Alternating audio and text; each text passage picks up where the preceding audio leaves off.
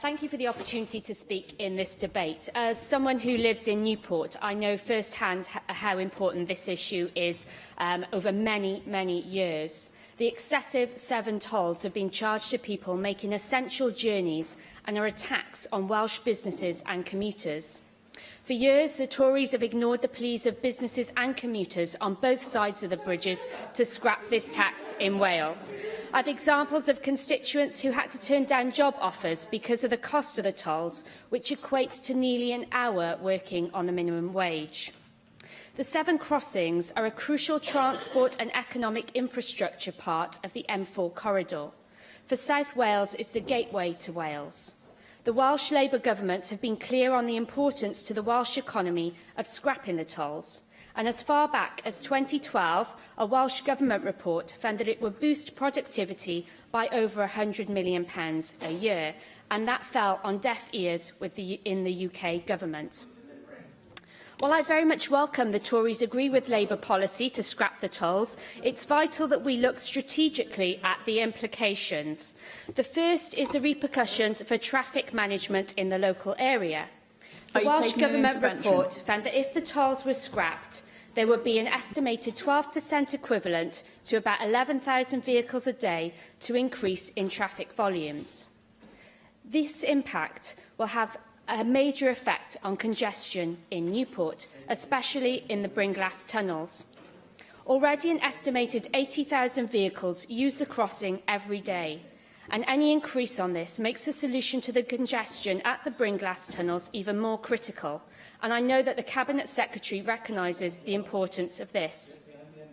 The second point is the effect that this will have on house prices in Newport and the surrounding areas. The Bristol house market is booming, with the average house price hovering around £290,000.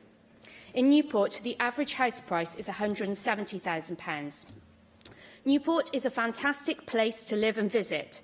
It has lots of wonderful parks, green spaces, a range of historical sites, and it's been boosted by the redevelopment of the city centre in Friars Walk. It has excellent transport links and a strong community spirit.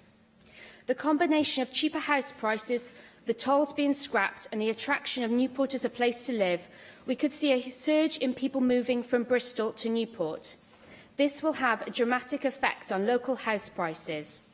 Indeed, there is already evidence that parts of Monmouthshire in close proximity to the bridges have experienced a spike in prices. This, of course, is fantastic news for local homeowners, but we must be mindful and careful that local people, particularly young people, aren't priced out of buying a house in the area they grew up in. Although Newport City Council and the Welsh Government are doing their best, there are still not enough affordable homes in Newport. A surge in house prices over a relatively short period of time could exacerbate this situation. And finally, while I very much welcome the Tories' epiphany moment on this, some may say it's cynical electioneering with another U-turn, the Tory UK Government has been dragging their feet for far too long. Some members here are very new to the issue, and I'd like to pay tribute to Labour members in particular over many years who've campaigned on this issue, particularly John Griffiths, Paul Flynn, Jessica Morden and Rosemary Butler. Go on, I'll take an intervention now, I've got time. Would you accept that in the Conservative, in Theresa May's manifesto, she made an absolute clear commitment on the Severn crossing? For the Labour, in Jeremy Corbyn's manifesto, all that was said in there was that there was a light, we'll try and work with the Welsh Government. Well, I don't think that... Don't you accept there's a much more firmer cast-iron guarantee commitment in Theresa May's manifesto? I don't think that that's something you were saying only a few months ago. In fact, I even read a quote from you a few months ago where you'd reduced the prices quite an arbitrary figure, I think, came out of thin air. And another U-turn, I'm not quite sure that the public will believe that. Anyway, while they're not alone, I think it's only fair and right to recognise that the long-standing record of members, as I said, like John Griffiths, Rosemary Butler, Paul Flynn and Jessica Morden, who've worked hard for many years on their long-standing and unwavering commitment to scrap the tolls. Thank you. Neil Hamilton.